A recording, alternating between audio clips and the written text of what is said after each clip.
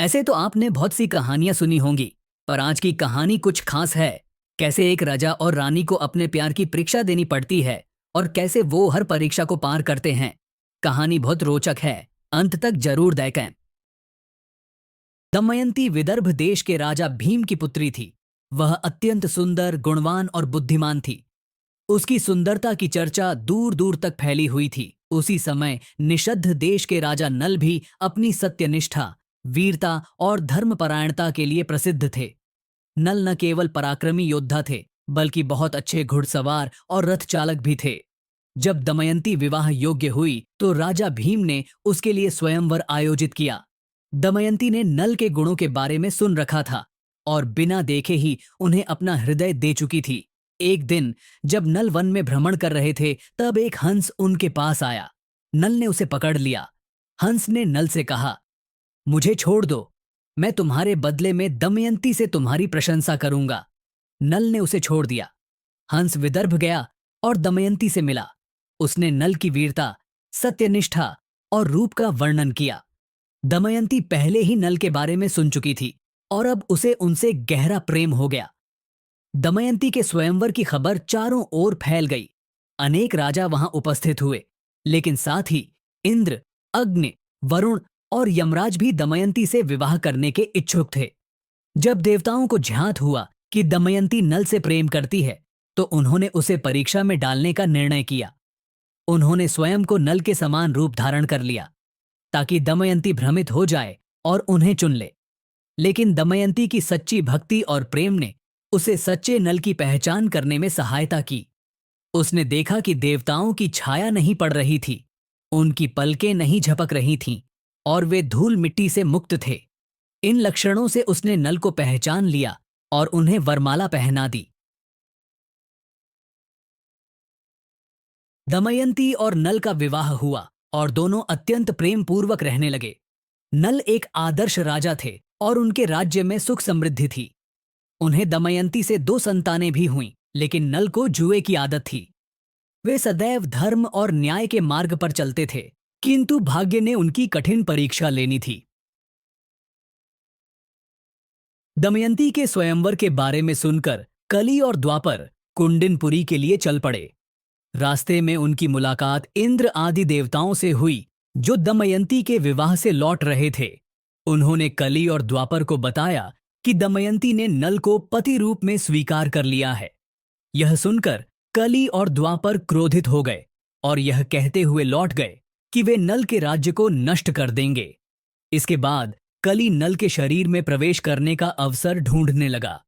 12 वर्ष के पश्चात एक बार नल ने मूत्र त्याग करने के पश्चात बिना पैर धोए ही संध्या वंदन किया। उसी समय कली नल के शरीर में प्रवेश कर गया। इससे नल धर्म और कर्तव्य की सारी इंद्रियों से रहित हो गए और उन्होंने अपने छोटे भाई पुष्कर को पासों के खेल में चुनौती दी। पुष्कर ने नल को पासों के खेल में उलझा दिया। नल ने खेल में अपना राज्य खो दिया। अपने पति को लगातार पराजित होते देख दमयंती ने सारथी वार्ष्णेय को बुलाकर अपने पुत्र इंद्रसेन और पुत्री इंद्रसेन को कुंडनपुरी भेज दिया। जब सब कुछ हार गए तो उन्हें निषद्ध राज्य छोड़ना पड़ा। अब नल और दमयंती को वन में रहना पड़ा। वन में नल ने कुछ सुनहरे पक्षी देखे। नल उन्हें भोजन के लिए पकड़ना चाहता था, इसीलिए उसने अपना एकमात्र कपड़ा लिया और उसे जमीन पर बिछा दिया। पक्षियों ने वह कपड़ा ले लिया और उड़ गए। वे पक्षी खेल में उपयोग किए जाने वाले पासे थे। वे कली से प्रभावित थे। वन में जीवन कठिन था। नल को अपने परिवार की स्थिति देखकर बहुत दुख हुआ। एक दिन उन्होंने सोचा कि दमयंती उनके साथ रहकर अनावश्यक कष्ट झेल रही है, इसलिए वे उसे छोड़कर चले गए। दमयंती अकेली रह गई, लेकिन उसने हार नहीं मानी। फिर वह रोती हुई जंगल में चली गई। एक बड़ा सांप उसे पकड़कर निगलने लगा। वह जोर जोर से रोने लगी। रोने की आवाज सुनकर एक वनपाल वहां आया। उसने सांप को चीरकर दमयंती को बचा लिया, लेकिन जब उसने उसे देखा तो वह काम वासना से ग्रस्त हो गया तथा उसे अपनी पत्नी बनाने की कोशिश करने लगा। दमयंती ने क्रोधित होकर उसे शाप दे दिया और वह तुरंत मर गया। इसके बाद वह जंगल में इधर उधर भटकने लगी। अक्सर जंगली जानवरों को देखती और उनसे डरती। वह कुछ समय तक देश में भटकती रही और अंततः राजा सुबाहु के महल में पहुंची। उसे पागल औरत समझकर गली के लड़के उसका पीछा कर रहे थे।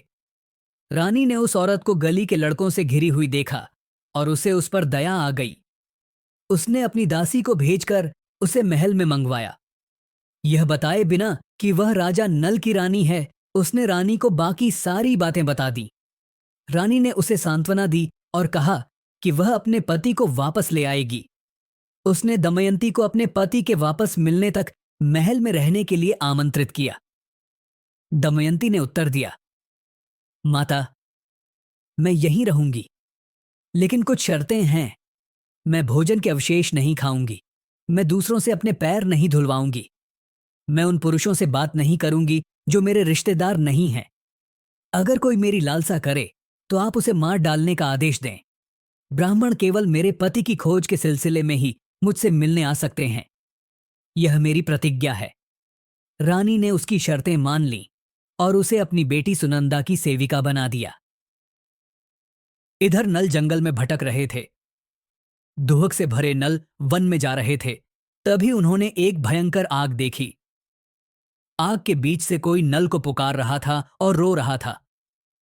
जब नल अग्नि के पास पहुंचे तो उन्होंने देखा कि महान और प्रसिद्ध सर्प करकोटक आग की लपटों में लिपटा हुआ पड़ा है। नागों के राजा करकोटक ने एक बार नारद को धोखा दिया था। तब नारद ने उन्हें श्राप दिया था कि जब तक नल आकर उन्हें बचा नहीं लेते तब तक वे एक स्थान पर अचल वस्तु की तरह स्थिर रहेंगे। उस दिन के बाद से करकोटक उस वन में बिना हिले डुले रहने लगे। तभी वन में आग लग गई। करकोटक हिलने डुलने में असमर्थ होने के कारण आग में ही रहना पड़ा। नल ने तुरंत करकोटक को आग से बचाया और इसके साथ ही वे नारद के श्राप से मुक्त हो गए। करकोटक ने नल से कदम गिनते हुए आगे चलने को कहा। जब नल ने 10 गिन लिए तो करकोटक ने नल के पैर पर डस लिया और वे कुरूप हो गए। तब सर्प ने घबराए हुए नल से कहा, डरो मत, मैंने तुम्हें कुरूप बना दिया है ताकि दूसरे तुम्हें पहचान न सकें।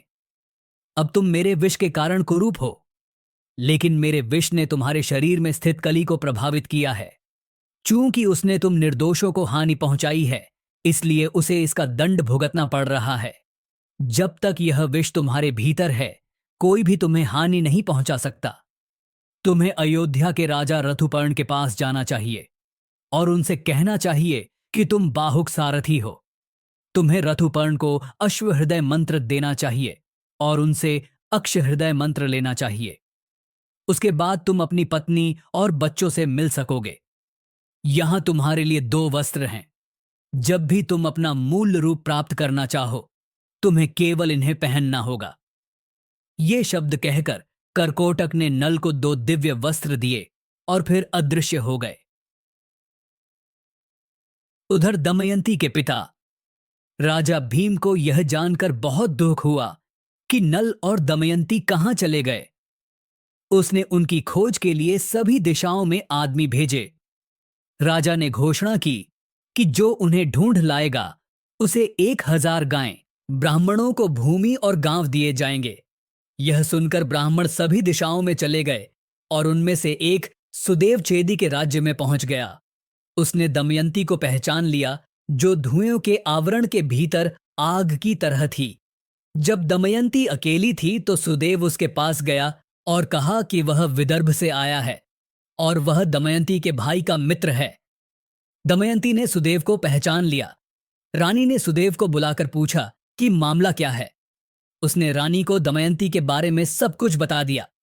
जब उन्होंने कहानी सुनी तो रानी ने आंसू बहाते हुए कहा, सुनो दमयंती, तुम्हारी मां और मैं दशार्ण के राजा सुदामा की 2 बेटियां हैं। पिता ने तुम्हारी मां को विदर्भ के राजा भीम को और मुझे चेदी के राजा वीरबाहु को सौंप दिया। मैंने तुम्हें तब देखा था जब तुम शिशु थीं। जब चेदी के राजा को सारी बात पता चली तो उन्होंने दमयंती को पालकी में बिठाकर विदर्भ भेज दिया। दमयंती ने अपने पिता से कहा कि जब तक नल को उसके पास नहीं लाया जाता वह अब और जीवित नहीं रहना चाहती। भीम नल का पता लगाने के लिए बहुत प्रयास कर रहे थे। एक दिन नल की खोज में लगे हुए असंख्य ब्राह्मणों में से एक परणाद भीम के पास आया और बोला, जब मैं जगह जगह भटक रहा था तो मैं अयोध्या के राजा रथुपर्ण के महल में पहुंच गया। वहां मैंने राजा की उपस्थिति में दमयंती के पति नल के बारे में पूछताछ की, लेकिन किसी ने मुझे कोई उत्तर नहीं दिया। जब मैं लौटा तो रथुपर्ण का सारथी बाहुक मेरे पीछे आया। वह एक कुरूप व्यक्ति था जिसके हाथ छोटे थे।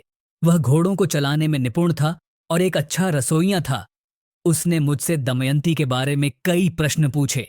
दमयंती को झांत हुआ कि उसके पति जीवित हैं, लेकिन वह कहीं छिपे हुए हैं। उसने राजा रथुपर्ण को एक संदेश भेजा कि यदि कोई एक दिन में विदर्भ पहुंच सकता है तो वह उससे विवाह कर लेगी। राजा रथुपर्ण के पास नल थे जो सर्वश्रेष्ठ रथ चालक थे। उन्होंने यह चुनौती स्वीकार की और दमयंती के पास पहुंचे। जब नल के रथ की ध्वनि दमयंती के कानों में पड़ी तो उसका हृदय खुशी से झूम उठा। रथ रुक गया और रथुपर्ण महल में दाखिल हुए। राजा भीम ने रथुपर्ण का हार्दिक स्वागत किया। स्वयंवर, विवाह की किसी तैयारी का कोई संकेत न मिलने पर रथुपर्ण समझ गए कि उनके साथ कोई छल किया गया है। दमयंती ने अपनी दासी केशिनी को बाहुक पर नजर रखने के लिए भेजा। केशिनी ने बाहुक से गुप्त बातचीत की।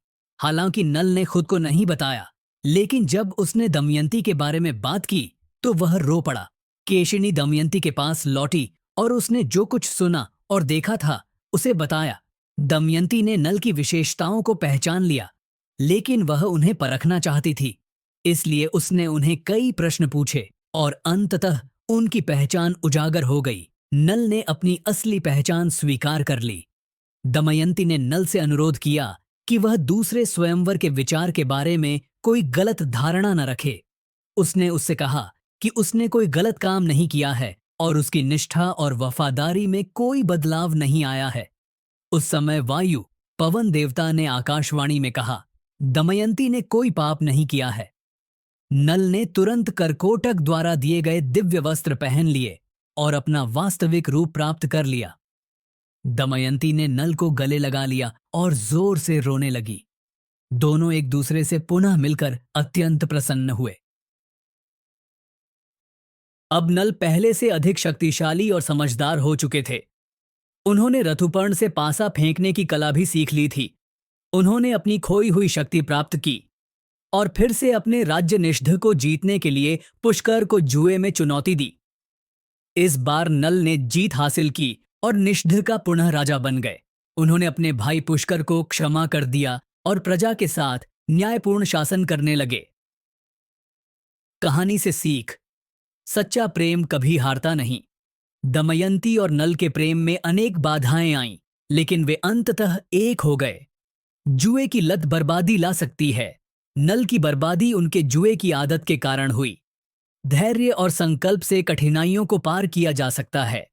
नल ने विपत्तियों का सामना किया और अंततः अपने राज्य को पुनः प्राप्त किया। क्या आपको यह कहानी पसंद आई? ऐसी ही और कहानियों के लिए please like and share my YouTube channel.